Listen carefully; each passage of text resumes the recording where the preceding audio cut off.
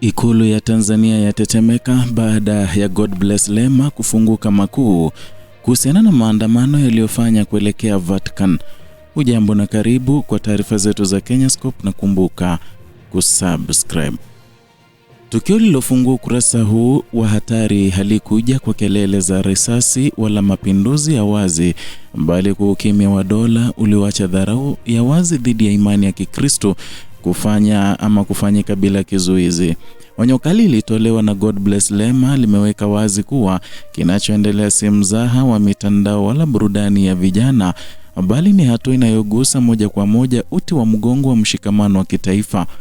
Katika taifa lililojijengea sifa ya kuishi na tofauti za dini kwa amani, kuruhusu vitendo vinavyoonekana kubeza imani moja mbele ya macho ya vyombo vya dola ni kuandika barua ya hatari kwa mustakabali wa nchi.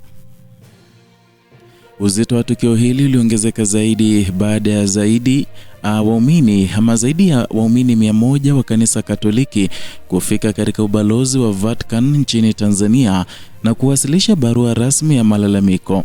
Hatua hiyo ilifuata taratibu za kidiplomasia, ikilenga viongozi wakuu wa kanisa akiwemo Askofu Mkuu Ruwaichi na Padri Charles Kitima. Malalamiko yalihusu madai ya ukiukwaji wa maadili ya uongozi wa kanisa, matumizi mabaya ya mamlaka ya kiroho na lugha iliyodaiwa kuvunja heshima ya waumini, na ili lilikuwa si tu swala la ndani ya taasisi ya kidini, bali tukio lilovuka mipaka ya kanisa na kuingia katika uwanja mpana wa siasa na dola. Kilichoshtua zaidi si uwasilishaji wa malalamiko yenyewe, bali mazingira yanayoruhusu maandamano kufika hadi katika eneo lenye hadhi ya kidiplomasia bila kuonekana kwa hatua madhubuti za udhibiti.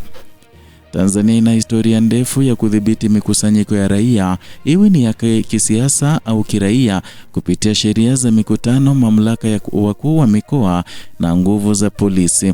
Lakini miaka ya karibuni mikutano ya vyama vya upinzani imepigwa marufuku, maandamano ya amani yamezuiwa na wanaharakati wamekamatwa kwa madai ya kukiuka sheria za mikusanyiko. Ndani ya muktadha huo, kuruhusu tukio linalogusa hisia nyeti za imani kufanyika bila kizuizi kunazua maswali mazito kuhusu vigezo vinavyotumika na dola.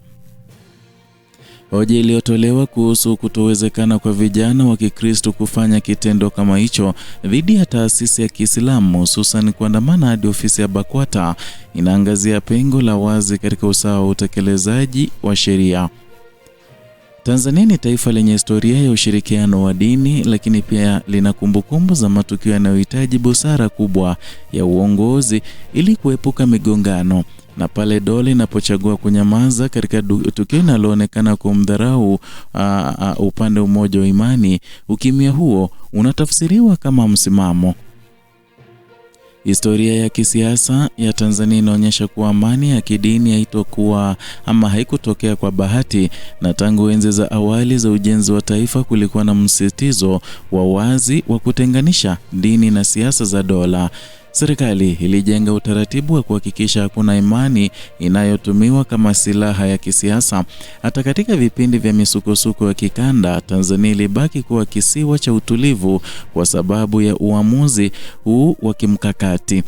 Hata hivyo, mabadiliko ya kisiasa, kuimarika kwa siasa za utambulisho na kupungua kwa uwajibikaji wa dola kumeanza kuyumbisha msingi huo. Ndani ya kanisa Katoliki lenyewe, msuguano wa hivi karibuni unaakisi changamoto kubwa inayokabili taasisi nyingi za dini katika mazingira ya kisiasa yenye joto. Baadhi ya waumini wamejitokeza hadharani kupinga kile wanachokiona kama kuingizwa kwa siasa katika uongozi wa kanisa, wakidai kuwa viongozi wanapaswa kusimamia maadili ya kiroho kwa mujibu wa mafundisho ya vitabu na badala ya kujikita katika mijadala ya kisiasa. Hii ni mijadala inayojitokeza pia katika dini nyingine, lakini tofauti na hapa ni namna dola inavyoonekana kushughulikia au kupuuza athari zake. Kulingana na God Bless Lema, vyombo vya dola vipo nje ya jamii. Ndani ya polisi, usalama wa taifa na jeshi wapo na Watanzania wa imani zote, wakiwemo Wakristo wengi wa Kikatoliki. Na kudharau imani yao hadharani ni kuchezea hisia za watu wanaolinda usalama wa taifa.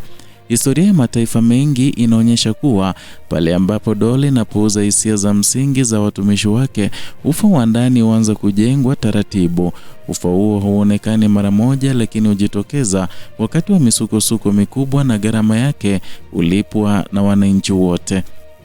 Katika ngazi ya kikanda na kimataifa, masuala ya uhuru wa dini na haki za kisiasa na kiraia yamekuwa yakifuatiliwa kwa karibu na mashirika ya haki za binadamu, wafadhili na jumuiya za kikanda. Na Godbless Lema anasema kuwa Tanzania imewahi kukosolewa kwa kuimarisha sheria zinazobana uhuru wa kujieleza na kukusanya matukio yanayogusa dini ambayo yana uzito zaidi kwa sababu yana uwezo wa kubadilisha taswira ya nchi kwa haraka. Na katika zama za mitandao ya kijamii, video na picha husambaa kwa kasi na simulizi hujengwa nje ya mipaka ya taifa kabla serikali haijatoa maelezo.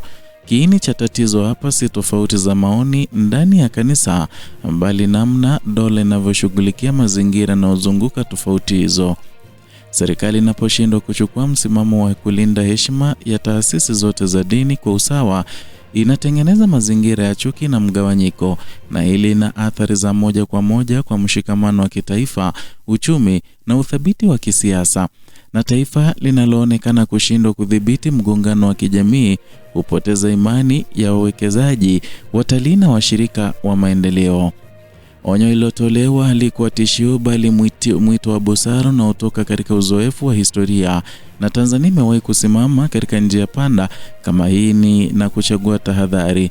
Leo uchaguzi huu upo tena. Serikali ina uwezo wa kurejesha mizani kwa kuchukua hatua za wazi, kuhakikisha sheria zinatekelezwa bila upendeleo na kulinda heshima ya imani zote. Kushindwa kufanya hivyo ni kukaribisha janga linaloweza kuepukika. Mwisho wa simulizi hili ni mzito kwa sababu mustakabali wa Tanzania uko katika mizani.